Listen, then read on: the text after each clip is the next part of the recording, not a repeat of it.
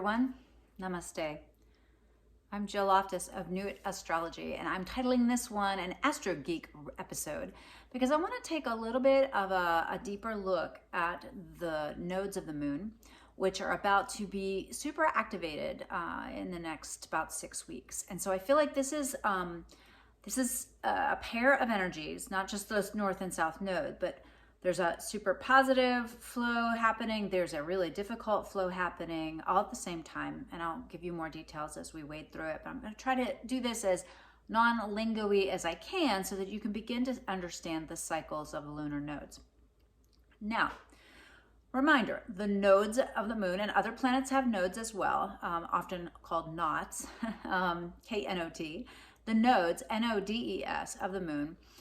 The North Node, which is considered the dragon's head, or Rahu in Vedic astrology, or the South Node, considered the dragon's ass, or Ketu in Vedic astrology.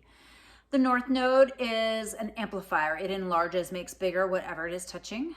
The South Node causes limitation and is considered to be a little bit more of a difficult aspect. They always are opposite each other, so no matter where they are, they're right across the sky from each other. And just at the beginning of this year, I think it was at the beginning of this year, let me take a quick look at what the date was. So we've got the nodes moving into, it was right at the end of the year, the beginning of this year. The nodes moved from, it was mid-January. The nodes moved from North Node in Gemini to North Node in Taurus, and the South Node from Sagittarius into Scorpio. Now, you might be like, wait, that's backwards. Yes, it is. They travel backwards through the chart, and so that's another thing that's somewhat unique about the nodes of the moon. These are very karmic and broader cultural influences. Now, of course, if it's hitting something particular in your chart, or you want to know more about your South Node and North Node, that's, of course, its own thing. But right now, we're just talking about what's happening in the bigger context of having the North Node in Taurus and the South Node in Scorpio. So the last time this happened was actually mid-2003, all the way through 2004. It's typically about an 18-month cycle for the nodes to stay in a particular sign.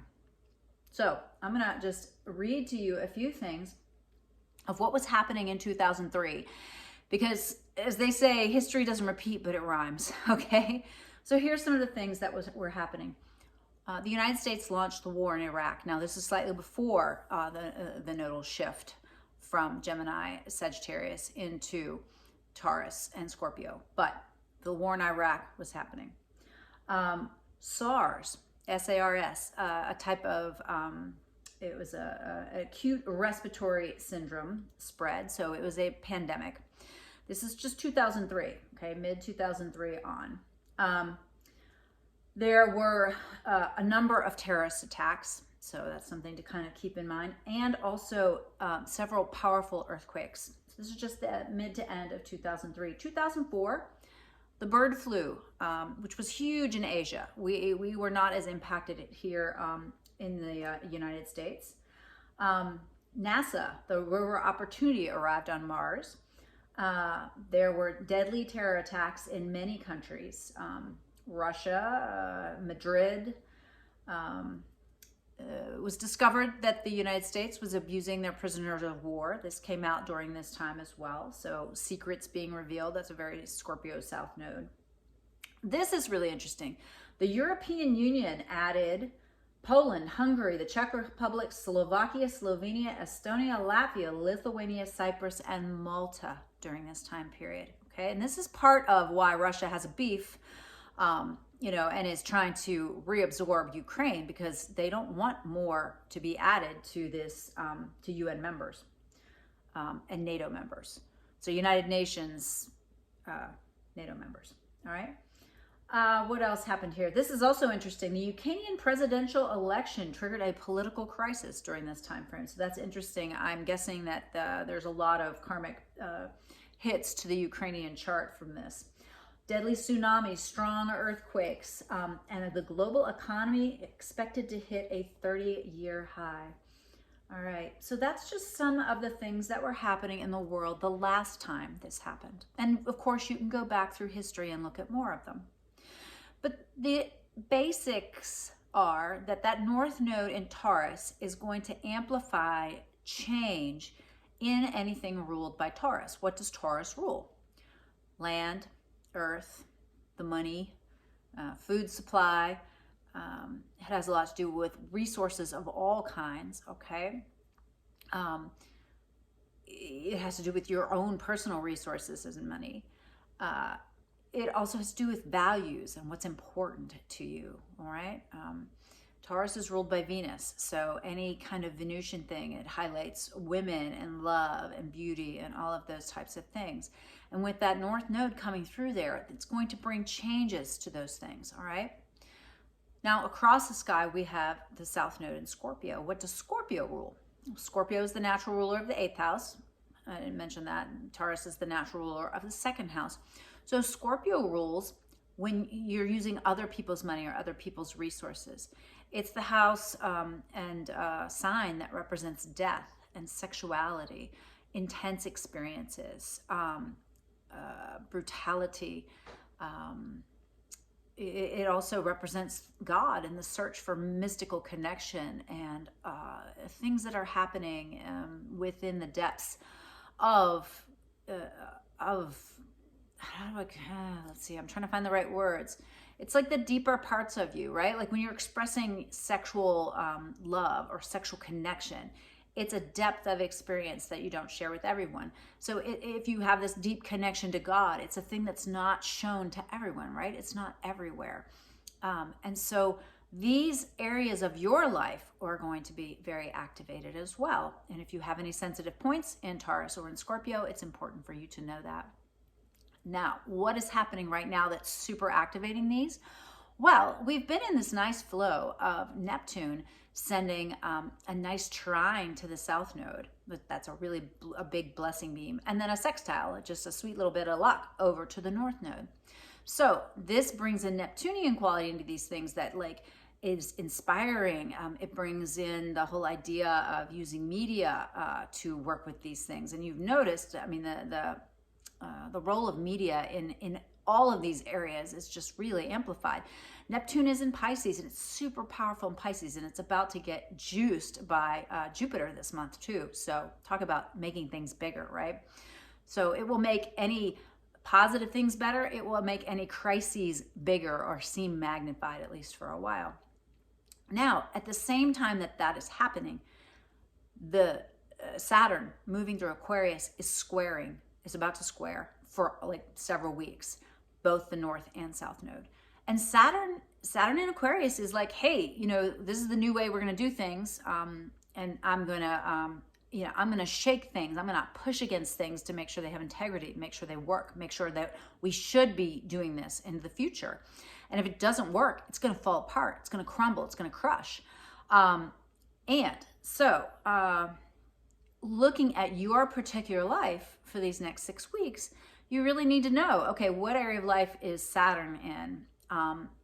That it's really asking for integrity, strength, solidity in what area of my life. And it's going to be tested, right? Because it's going to push against those karmic nodes.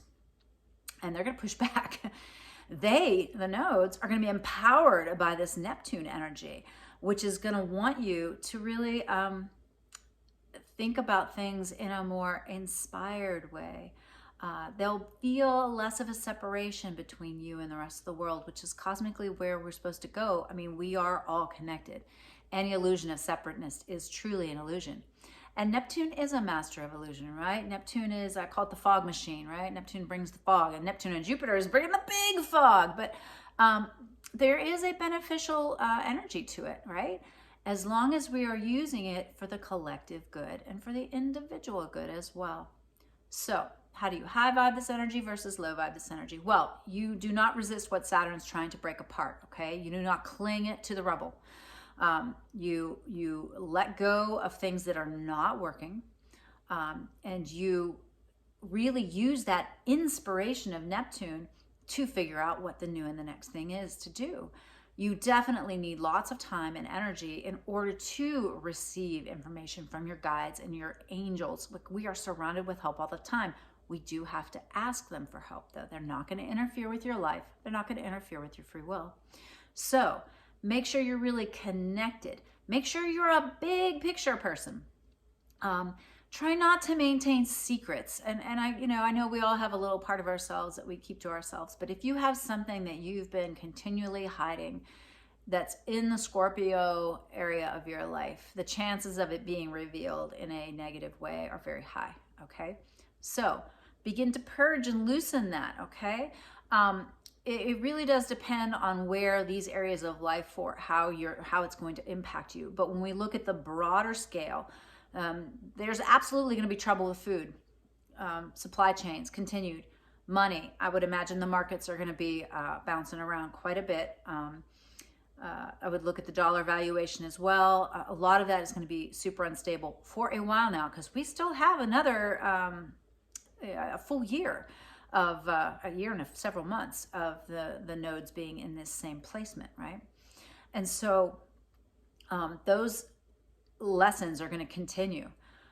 There is absolutely going to be more weather stuff. This Jupiter-Neptune thing, flooding. I mean, there's going to be flooding. And then I do have concerns of a new pandemic. It may not be the same COVID. It could be a new branch of COVID or a new type of something, but the chances of some kind of pandemic coming through is very high. The chance of cultish behavior, C-U-L-T, cultish behavior, very, very strong, even stronger than it was, which everyone's been kind of indulging in some of that stuff, right? The mass psychosis kind of thing. The powerful are going to work hard to retain their power, right? And so you really have to kind of let that Saturn in Aquarius, that square, I'm actually thinking that that's a positive. It's a positive expression of it, because otherwise the Neptune would really take those nodes and really have us not really knowing what's going on. The Saturn is going to push, and the Saturn being in Aquarius is the humanitarian. All right. We've already seen some inklings of how this energy is going to express itself, and whatever you've seen now is about to go in April. All right. April and May, we have eclipses. The first eclipse doesn't start till April 30th, but all of this energy is about to get magnified. All right. So sticking with those higher vibrational experiences of the North Node and the South Node is key. Now, if you're having a nodal return like me, like my North Node is in Taurus, my South Node is in Scorpio. So, for example, it's going to hit me really hard. I've already had my nodal return, but it's been a lot. There's been a lot of changes in my life, and I continue to see that unfolding. If you're a Taurus, or you have a Scorpio, or if you have a lot of placements in either of those signs, that also means that you're just going to be experiencing a lot more intensity in this transit as well. And so to know it is to work with it. You've already gotten some idea, right? Their nodes are like 22 or 23 heading to 22, and they're going to be there for a long time. They're going to be at that 22 degree range for almost a month, which is almost unheard of. So anywhere in your chart that you have 22 degrees, it could be, if you have a planet or a sensitive point in your chart, that could be activated. So, all right, well, thank you for your patience. I would love to entertain any questions that you have below. Just put them down there. I hope this wasn't too geeky, and I appreciate any feedback that you could offer me. Be sure to watch the April forecast. I'll have lots of details there, and also each week the Planetary Energy Forecasts, so that you can high vibe all this energy and mitigate any negative transits. All right, my friends, thank you. I'll see you in the next video. Namaste.